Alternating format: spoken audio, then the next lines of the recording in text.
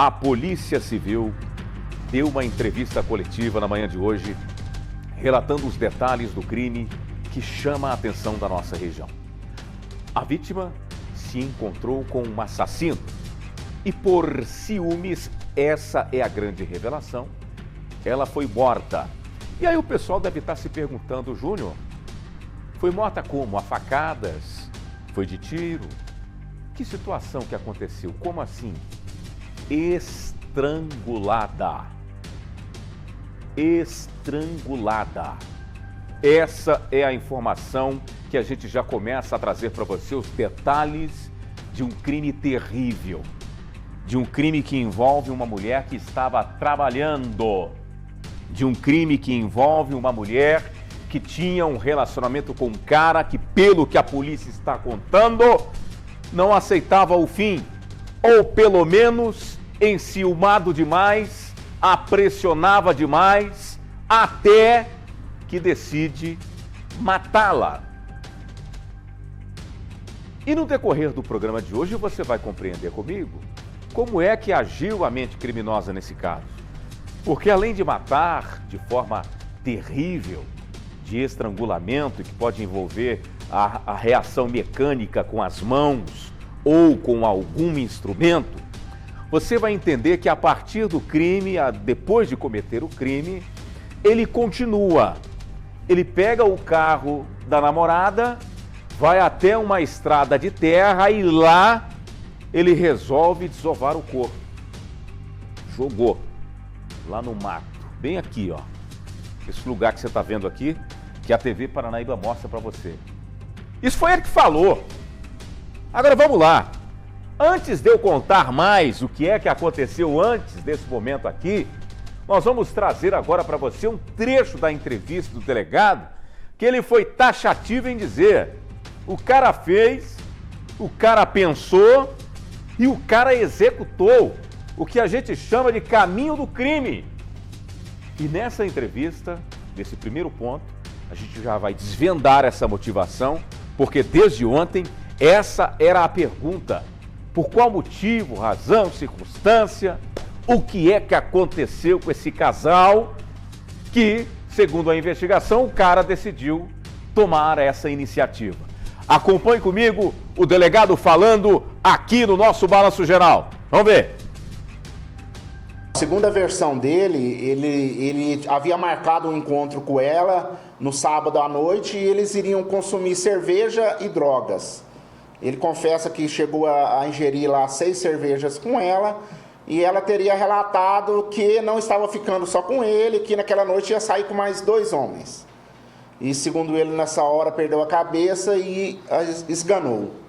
E ele falou que ela apagou, ele foi no varal, tirou a cordinha do varal e acabou de matá-la enforcada. Dentro da casa dele? Dentro da casa dele. E a gente vai aguardar o resultado da perícia, né? Porque já foram 4 dias, né, que ela já havia falecido, já estava um pouco avançado o estado ali de putrefação, o horário noturno, né, nos dificulta também de fazer um trabalho no local, mas o laudo pericial aí do ML vai sair nos próximos 10 dias e a gente vai saber aí a real causa da morte. Viram aí o doutor Carlos falando? Ele chamou ela para a casa dele e lá tudo aconteceu. Esses por demais aí que ele falou que estava fazendo isso e aquilo é algo que vai ficar para instrução, mas neste momento o grande detalhe é o seguinte, que depois de cometer o crime, isso segundo a investigação, esse homem sai aqui do local, no carro da vítima, tá, gente? Vale a pena lembrar. Aí ele joga o corpo lá no canto da seca, joga lá de qualquer jeito, não teve nem cuidado, tá? Aí ele volta, pega o veículo e vem para Uberlândia, sai lá da estrada do Pau Furado e vem para Uberlândia. Chega lá no Dom Almir, ele abandona o veículo. O que passou na cabeça dele? Falou, vão pensar que ela desapareceu, que ela abandonou o carro, foi embora, pronto, e acabou. Esse carro aqui foi encontrado lá, desse jeito que você tá vendo aí, ó. Largou o carro lá no bairro e ó, o que passou na cabeça dele, será, né? Deve ter imaginado assim, vão pensar que roubaram ela, deixaram ela em algum canto e largaram o carro aqui. Possivelmente, no entender dele, vão pensar que foi vítima de assalto, alguma coisa aconteceu. Ou imaginou que ninguém ia perceber esse carro lá? O criminoso pensa assim. Pois bem, o carro é encontrado na loucura em que a família estava de encontrá-la. A família resolve vir à televisão, na tela da TV Paranaíba, pedir pelo amor de Deus. Gente, onde é que ela está? Ajudem, na rede social, uma campanha. Todo mundo querendo notícias da motorista, que segundo a família tinha saído para trabalhar no fim de semana e de repente desapareceu. Fazem contato lá com a empresa, aplicativo de transporte, ou ajuda a gente aqui. O que nós vamos fazer? De repente, a família é surpreendida com algumas mensagens enviadas. Isso depois do crime. Enquanto a família estava tentando encontrá-la, a família recebe algumas mensagens enviadas por um aplicativo de mensagens instantâneas. Eu estou falando do Zap Zap. Olha aqui esse print na tela do balanço. Vai vendo aí. Olha aqui a mensagem. Ó. Essa mensagem da foto é mensagem de quem, Gomides? Me ajuda aí. Amor, sai aí, você não... Como é que é? Sai aí, você não tava. Cadê você? Ah, ele mandou pra Vanessa, no caso? Isso, pronto. Isso aqui é importante, ó. Ele falava, sai aí, você... Cadê você? Bom dia, amor. Foi para Araguari? Essa mensagem ele mandou pro WhatsApp da Vanessa. Aí ele tirou o print dessa mensagem aqui e mandou para a irmã da vítima, sabe? Justificando. Por que tem a mensagem aqui para Araguari? Porque a Vanessa ela ia para Araguari. Ela ia fazer um encontro com a família lá. E ele pagando de louco aqui, ó, que não tá sabendo de nada, querendo saber onde é que tá a mulher. Aí mandaram um áudio aqui para ele, olha aqui, ó. Um áudio para a irmã. Lígia, algum sucesso? No Lagoinha aqui nada. Oi, por aqui também nada. E aí, alguma coisa? Fingindo que estava procurando a namorada. Tá vendo aí, gente? Esse detalhe na tela do nosso balanço geral são conversas dele com a irmã, aquela mesma que veio aqui na televisão, na reportagem, pedindo, pelo amor de Deus, ajuda a gente. E ele se predispôs a sair à procura da namorada. Tá vendo? O cara estava próximo, e digo mais, ele foi até a casa da família, conversar com os familiares, buscar entender, conversar, falar, olha, eu tentei falar com ela, olha a mensagem aqui, olha aqui, olha a prova que eu tenho, eu não encontrei com ela, eu tentei falar com ela, perguntei se ela foi para Araguari, eu não me encontrei com ela. Olha o subterfúgio, o cara tentando de alguma maneira criar um álibi que na cabecinha dele era um álibi perfeito. Eu não me encontrei com ela, então eu não tenho nada com isso.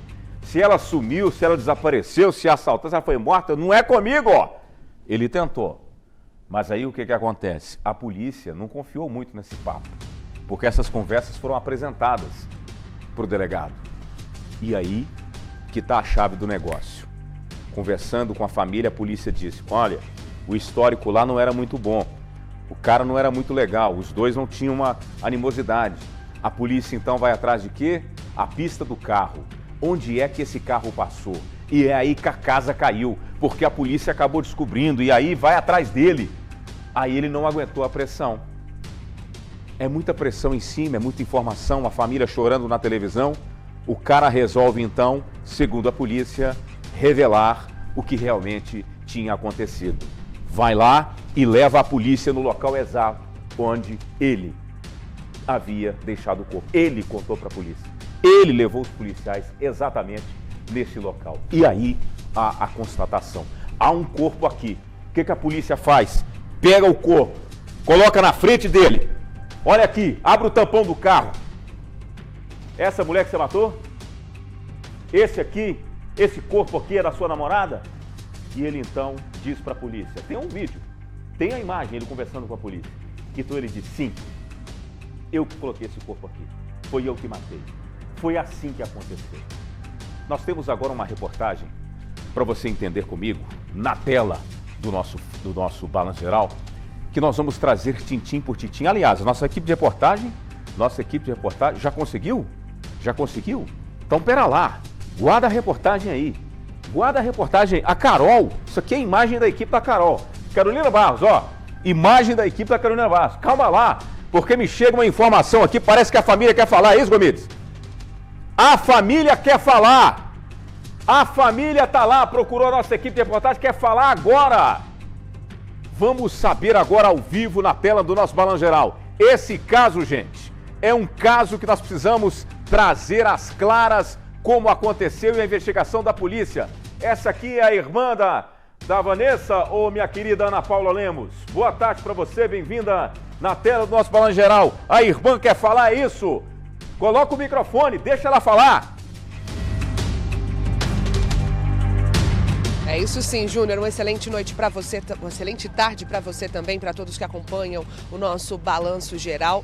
Essa aqui ao meu lado é a Lígia, irmã da Vanessa, com quem nós já conversamos anteriormente em um outro contexto, em um outro cenário, quando ainda estávamos em busca da Vanessa. E agora, infelizmente, esse foi um desfecho que nós não gostaríamos de noticiar e com certeza não é um desfecho também que a família esperava, né, Lígia? Não mesmo, né? Quando nós nos falamos ao vivo a primeira vez naquela praça, eu estava procurando por ela e procurando desesperadamente, com a ajuda de vocês, a repercussão do caso. Eu recebi muitas informações, muitas delas também não verdadeiras, verídicas, né? Mas a gente sempre teve a convicção de que ele era partícipe nesse crime.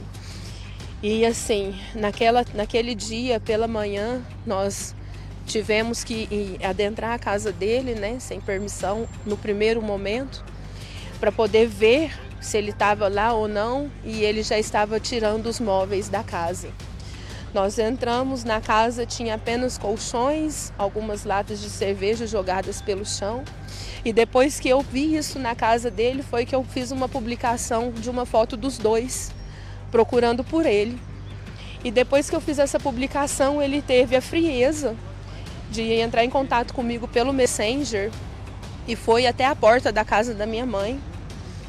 Ele já tinha executado a minha irmã e ele teve a frieza de ir sentar com a gente do lado de fora da casa, almoçar com a gente. Eu servi aquele homem com um prato de comida pronto e feito nas mãos. E ele já tinha executado a minha irmã. Ele se alimentou junto com a gente do lado de fora, dizendo preocupado em encontrá-la. Ele ofereceu dinheiro para abastecer o nosso carro, para que a gente tivesse mais combustível para procurar em mais lugares. Ele disse aquele dia que era apaixonado por ela, que a amava, mas que tinha muitos ciúmes dela. Ele já tinha executado a minha irmã. Ele disse que iria procurar pelos bairros onde são conhecidas as biqueiras, insinuando que a minha irmã era uma viciada em drogas. Ele sim é, e ele já tinha executado a minha irmã. Eu repito isso o tempo todo porque a minha dor ela é imensurável. Eu mesma não sei o tamanho dela aqui dentro de mim. Mas aquele rapaz, não sei o que mora dentro dele, que uma pessoa não é, um ser humano não é. Ele em momento nenhum, teve qualquer tipo de sentimento. Frio o tempo todo. Depois desse almoço, nós voltamos à casa, onde a gente já tinha entrado sem a permissão a primeira vez. E eu entrei na casa junto com ele. Ele abriu a casa, ele me mostrou todos os cômodos da casa. Todos os cômodos e as latas de cerveja que tinham lá, ele já tinha retirado. E então ele montou na moto dizendo que ele iria procurar por ela junto com a gente. E a partir daí eu não consegui falar mais com ele naquela quarta-feira. E continuei as minhas buscas. E antes de ele não me atender mais, eu pedi para que ele nos levasse na casa para a qual ele estava se mudando, né? Porque eu falei para ele, você não tem os móveis na sua casa. Para onde você está indo? Eu preciso saber para onde você está indo, eu preciso saber seu endereço novo. Ele nos levou na chácara, onde ele estava com os pais, quando ele foi capturado. Ele teve a frieza de estar sentado dentro do mesmo veículo que eu, me levando para casa onde ele estava. Então é uma pessoa que não pode se dizer também que é uma pessoa aquilo deveria existir, mas infelizmente existe. E depois que nós fomos até a chácara, e ele já tinha executado a minha irmã, ele da porta da nossa casa, a gente deixou ele ainda na casa onde ela foi executada para buscar a moto de volta. E aí nós fomos de volta para a casa da minha mãe, onde ele almoçou com a gente, depois de já ter executado a minha irmã. E aí então eu não consegui falar com ele mais. Mandava mensagem, a mensagem entregava, mas ele não recebia. Foi quando a gente entrou em desespero e eu procurei por todas as polícias e a resposta que eu tinha até então era somente: você registrou a ocorrência? Você registrou a ocorrência? Eu fui na porta da delegacia à noite depois de receber uma denúncia que a minha irmã estava enterrada em uma cova naquela casa que ele me levou no Dom Almir. Nós entramos na casa. Nós todos cavamos com as próprias mãos a procura dela, aquela terra, porque disseram que a cova dela era lá. Ele já tinha executado ela e abandonado ela naquela mata. A gente sofreu tanto, até a polícia nos dá apoio. A polícia precisa agir mais rápido a favor da gente. Precisa olhar pra gente com sofrimento. Muita pessoa sofre, procura por eles e não recebe ajuda, até que o grito é maior, e esse grito maior é através da imprensa. Quando eu gritei através de vocês da TV Paranaíba, e que eu gritei nas delegacias, depois que eu gritei nas redes sociais, aí sim a polícia me ouviu. A gente podia ter encontrado ela um pouco antes, talvez a gente poderia ter o caixão aberto para despedir dela aqui hoje, e a gente não vai ter isso. Ela sai dali daquele cômodo onde ela está sozinha em uma cama, ela sai dali direto para uma cova. A gente não vai ter oportunidade de encostar nela porque não me ajudaram a encontrar ela antes. Mas ainda assim eu sou muito grata à investigadora que me acompanhou, porque ela se dedicou muito. Ela conseguiu me ajudar a encontrar ela muito rápido, e como eu queria que Deus tivesse mandado ela para me ajudar desde o primeiro instante de busca. Muito obrigada, Cris, você foi excelente, excepcional, muito obrigada. O nosso sofrimento é enorme, é imenso, e hoje, quando eu li o depoimento dele à polícia, eu não acreditei que ele tivesse dito aquelas coisas com tanta frieza. Gente, não pode ser esquecido, ele não pode sair de lá. Em nome de Jesus Cristo, me ajudem a Vanessa não ser esquecida, a ele receber qualquer tipo de penalidade. São chamados irmãos quem vão receber eles agora, que eles recebam ele com a mesma dor que eu tô sentindo.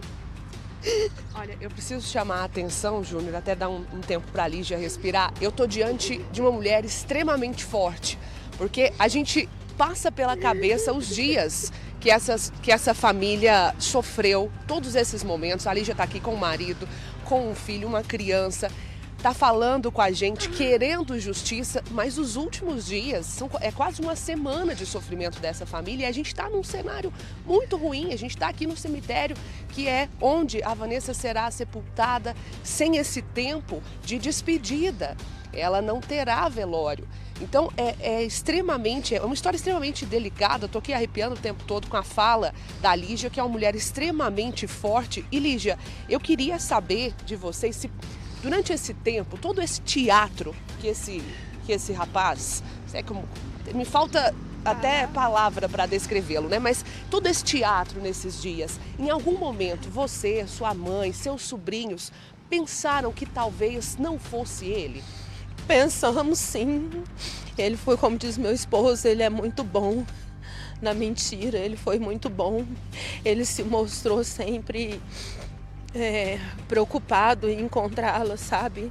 Até o momento em que ele nos levou naquela chácara. Quando ele nos levou naquela chácara, eu recebi uma mensagem no meu celular. E essa mensagem dizia: encontramos a sua irmã perdida, pedindo ajuda para voltar para casa. Naquele momento eu acreditei que aquela mensagem era verídica. E eu gritei dentro do carro: encontraram minha irmã. Ele estava sentado atrás de mim no banco, ao lado do meu esposo. Ele levou um susto muito grande. A partir dali, que a gente deixou ele na casa do Dom Almir para ele pegar a moto, e que a gente voltou para casa, a partir dali a gente teve certeza da participação dele. Mas assim, Tinham outros 2 envolvidos que nós estávamos à procura, que pessoas disseram que tinha visto ela com eles. Então, até que a gente encontrou esses 2 envolvidos, a gente ainda tinha mais 2 outras pessoas, né? E tirou um pouco o foco dele, entendeu? Aí é onde eu imagino que ele tenha se sentido seguro para continuar lá naquela chácara. É o que eu imagino. Como que era o relacionamento dos 2? O relacionamento, ele era um relacionamento conturbado, porque para ele era namorado e para ela não. Né? A minha irmã sempre foi uma mulher livre. Depois que ela terminou o relacionamento com o pai das filhas, um homem excelente, está com a gente também procurando por ela. Ele também ficou muito indignado. Depois que ela terminou o relacionamento com ele, ela não quis ter relacionamentos sérios. Então ela era muito comunicativa, dócil, bondosa, guerreira. E eu acho que ele pensou que poderia ter aquilo só para ele. E ele não pôde porque ela não quis mais. Depois do casamento ela não quis mais envolvimento, sabe? E aí então por ciúmes ele executou a minha irmã. Então, é um misto de indignação por ter mantido o suspeito, o assassino dentro de casa, conversando com vocês, com toda essa simulação e também agora a dor da perda. Como está sua mãe? Como estão suas sobrinhas? A minha sobrinha, ela gostaria de estar aqui hoje gravando para vocês também. Ela me pediu, tia, eu quero gravar, eu quero falar sobre a minha mãe. Inclusive, se um pouco mais tarde nos derem essa oportunidade, eu gostaria que ela expressasse a dor dela, para que as pessoas entendam ou procurem entender o que está acontecendo, um pouco do que está acontecendo ao nosso entorno, porque nós somos um país sem lei, um país sem justiça, um país onde aquele que não vale nada tem tudo. E o que vale tudo é posto aqui nesse lugar que a gente está. É uma inversão de valores indescritível, isso precisa mudar. A gente precisa gritar todo mundo junto antes que cada um perca um dos seus. Eu quero muito que ela venha para ela poder expressar essa parte dela, sabe? E a minha mãe a gente evita ficar próximo, porque minha mãe é uma mulher já idosa, bastante idosa. É uma guerreira, por isso nós somos guerreiras, porque ela nos fez guerreiras, é o nosso exemplo, nossa base, né? Meu pai, estou cuidando dela o tempo todo, meu padrasto, que eu considero como pai, ele está aí desde os meus 13 anos, eu tenho 39, desde os meus 13 anos ele está com a gente, assumindo a responsabilidade de pai. Então ele está lá ao lado dela e é o que dá força para ela. Se eu ficar lá eu não consigo, porque a Vanessa, como eu disse na primeira entrevista, ela é a minha metade. E a gente viver sem a metade é muito difícil. Eu não sei se eu vou conseguir, mas se eu conseguir, eu vou te esperar, Romário, até você sair. E eu não vou te tirar a sua vida, eu não tenho essa crueldade dentro de mim. Mas eu vou te esperar para olhar nos seus olhos, eu quero te ouvir. Eu vou te esperar.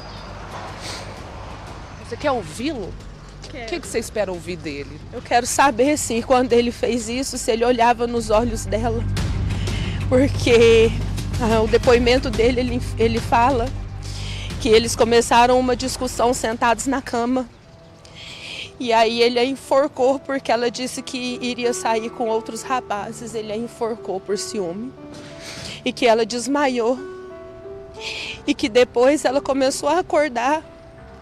E ele pegou uma corda dessa que pendura roupa em varal e apertou no pescoço dela até ela perder completamente a vida. Então ele tinha a oportunidade e ele escolheu levar ela. Em um único momento ele a matou 2 vezes no meu ponto de vista, sabe? E eu gostaria de olhar para ele e perguntar se ele olhou nos olhos dela para tomar a decisão de realmente tirar a vida dela. Eu preciso olhar para ele, eu preciso perguntar para ele, eu vou esperar ele. Quando ele sair lá, eu vou estar lá. Isso é tudo menos amor, né? Isso é tudo menos amor.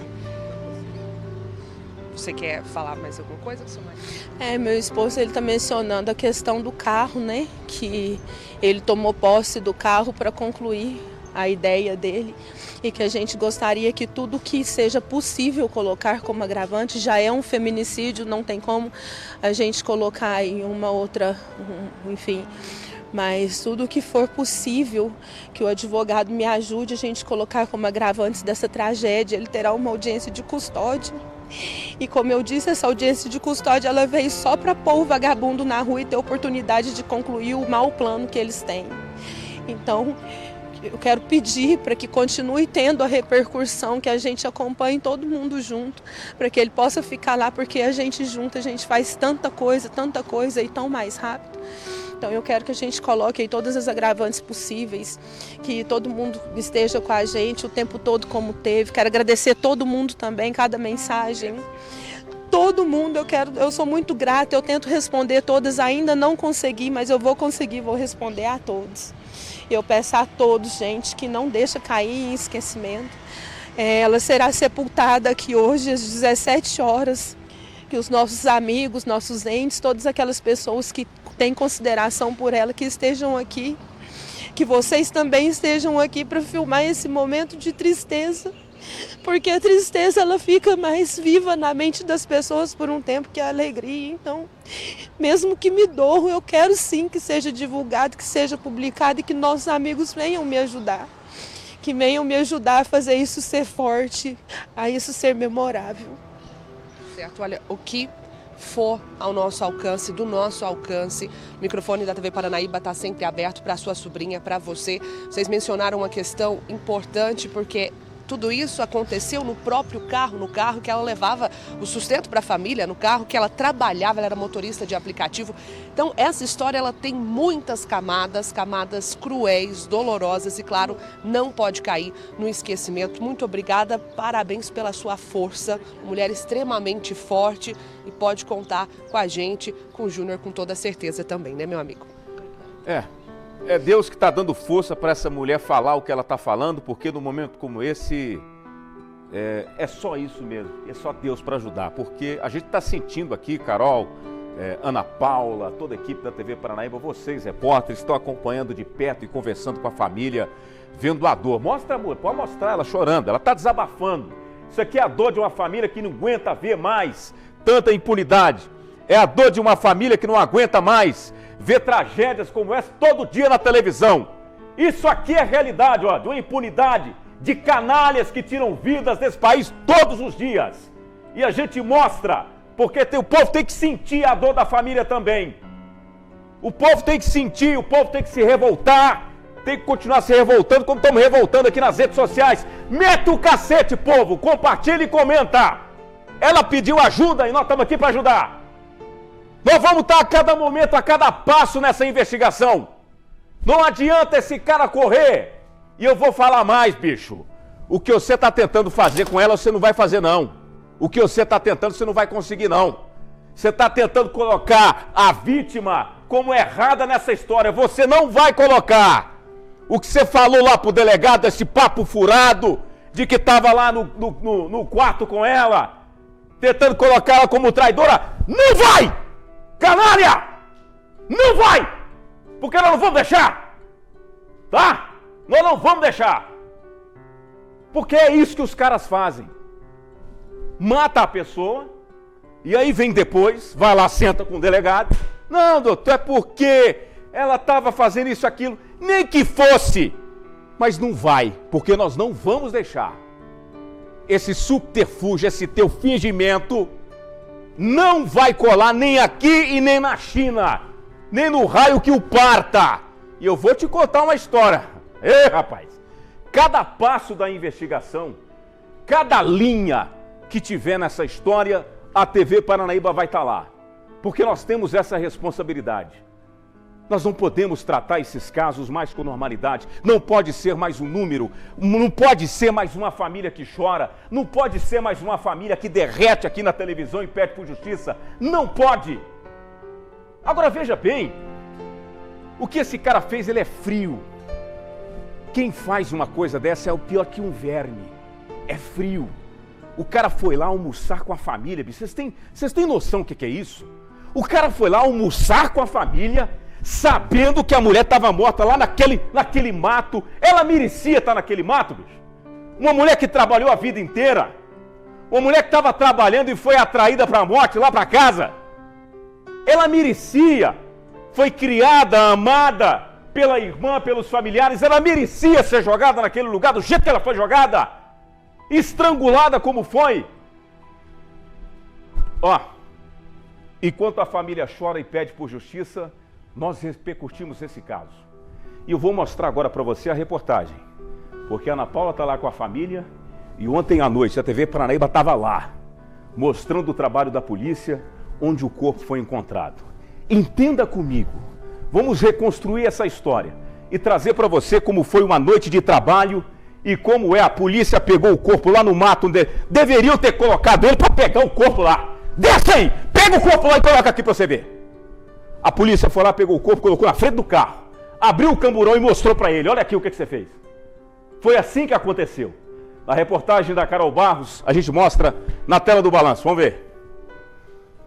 O medo de uma família inteira se concretizou. Vanessa Jussara da Silva, de 38 anos, que estava desaparecida em Uberlândia desde a madrugada de domingo, foi achada morta 5 dias após o último contato com os parentes. O corpo foi jogado nesta mata fechada, a 12 quilômetros da casa da vítima, no bairro Dom Almir. Encurralado pelas investigações da Polícia Civil, o namorado confessou tê-la assassinado e foi ele mesmo quem levou os investigadores até o local exato onde escondeu o corpo. Está preso na viatura da Polícia Civil o homem de 35 anos que é o principal suspeito do cometimento desse crime.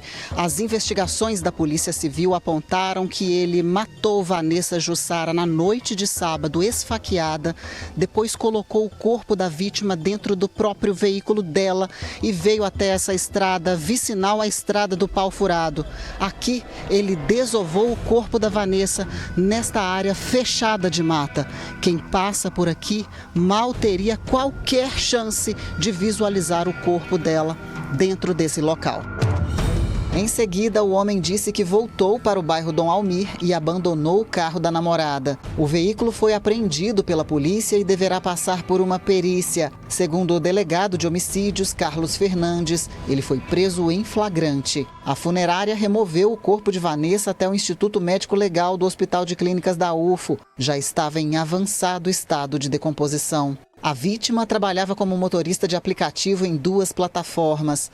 Assim que a família constatou que Vanessa estava desaparecida, registrou o boletim de ocorrência e iniciou buscas também por conta própria. A irmã falou com nossa equipe, pedindo ajuda para encontrar Vanessa, que nunca havia desaparecido antes. Eu peço encarecidamente que se alguém a viu na madrugada de sábado para domingo ou durante o domingo de dia, que fala com a gente, por favor, se alguém tiver visto ela, liga para nós. Vanessa, se em algum lugar você estiver me ouvindo, volta para casa, eu te amo tanto. Eu não dou conta de seguir sem você, Vanessa, por favor. Ainda segundo Lígia, a família já desconfiava do namorado de Vanessa, mas o tratava bem para evitar uma possível fuga. Mesmo após o crime, o homem frequentava a casa dos parentes da mulher, que ele próprio teria assassinado. Almoçou à mesa, esboçando estar preocupado com o desaparecimento dela, e ainda ajudou nas buscas. A desconfiança sobre possível culpa era porque o suspeito, que segundo a PC tem passagens por violência doméstica, teria sido conduzido para a delegacia no dia 2 de agosto por agredir Vanessa. Na quarta-feira, após o assassinato, o homem trocou o número do celular e dava indícios de que iria embora de Uberlândia. No cofre da viatura, ele preferiu não falar sobre motivação do crime.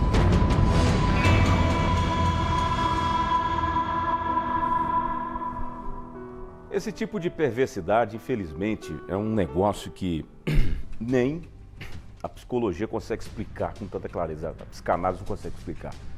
É uma perversidade sem tamanho, né? Pode pensar, o cara é meio psicopata nada. Isso aí é maldade. Maldade pura. Maldade. Sabe por quê? Porque quer que a pessoa seja dele, do jeito dele, pronto, e acabou. A pessoa tem no entendimento dela que tem que ser daquele jeito, pronto, e acabou. E não é assim que funciona e nunca vai funcionar, e a gente não pode deixar funcionar desse jeito. Ah, você não vai namorar comigo, não namora com ninguém. E você estrangula uma pessoa? Você mata uma pessoa? Uma vida? Essa mulher aqui não é cachorro do mato, não. Isso aqui é uma vida, é uma pessoa que tem família, trabalhadora. É lamentável, é triste, mas é revoltante. E você sabe que a gente vai acompanhar o passo a passo. estou eu aqui acreditando que na audiência de custódia, chave nele, porque se ele fez o que fez, segundo a investigação, tentou enganar a família, mudou de número, mudou de endereço, ele vai fazer muito mais para tentar prejudicar a instrução criminal. Então, chave nele, larga lá e vamos acompanhar o passo a passo. Queria só dar um recado para a família, tá? Família, se estiver precisando de advogado, a gente faz uma ponte aí para arrumar um advogado pro bono para vocês, para ajudar vocês. Se tiver, continue na luta, não desiste não, tá? Não desistam não, vão para frente, porque é assim, na justiça do Brasil tem que ser assim. Tem que ir para frente, tem que vir na televisão e reclamar mesmo. Ir para cima para a gente compreender o passo a passo e quem sabe que tenhamos aí o julgamento desse caso e que a justiça faça valer aquilo que precisa ser feito, tá? Parabéns aos nossos repórteres, a nossa querida Carol Barros, Ana Paula também, toda a nossa equipe de produção que está acompanhando essa história desde o início e está em cima dessa história de grande repercussão e a gente trata os assuntos aqui com muita verdade, com muita honestidade. Sabe por quê? Porque verdade e honestidade é uma palavra só. E isso você vai acompanhar aqui no nosso jornalismo todos os dias.